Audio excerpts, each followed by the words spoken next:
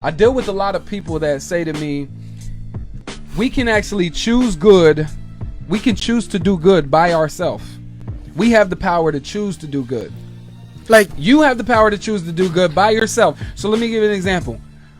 If I choose to do good and you choose to do good, we choose to do good, we can make this world a better place. We don't need religion. We don't need God or Jesus or any imaginary person in the sky.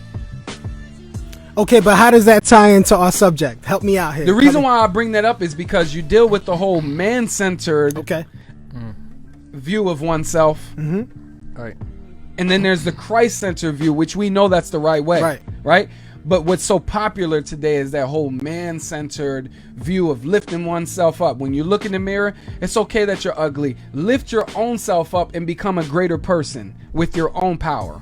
See, I mean, you're talking about basic essentials to evangelism. Absolutely. Like, you know, what is the standard by which you live by? Is it man's morality? You know, is it the majority in population determine what is good? Is it, oh, as long as I don't hurt nobody, I'm good? Right. You know what I mean? Like, you're talking about facing death, which every man will face. What happens? Who do you then face?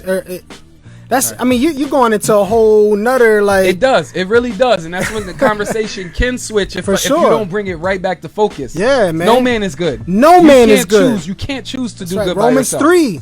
Every man has fallen short of the glory of God and Absolutely. sinned. Like, you can't get past that point. Right. It's easy to pump oneself up in a culture like today, though. Oh, yeah. It really is. Because of what's being sold out here, even in the churches. It's the world of the selfie. Yeah, I was going to say that I think it's important to talk about the categories in the Bible when it talks about self, you know, sinful self.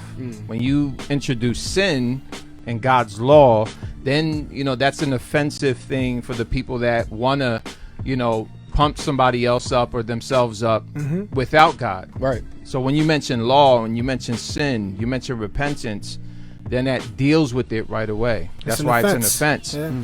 R.C. Sproul said, there's a quote that he had. He says, "We are not sinners because we sin because we are sinners." That's right. So that's the man-centeredness that we should be concerned with, is that sinful self that produces, like, you know, I think Piper talked about where our hearts are, it might have been Martin Luther, that our hearts are factories that pump out idolatry and idols. It was Sproul. You see what I'm saying? Sproul? Who was it?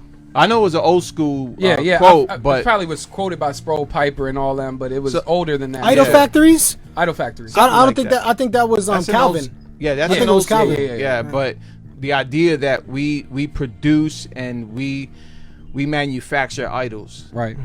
And really the greatest idol is self. And that's the man-centeredness that is trying to appease self and trying to do something with self without God. Right.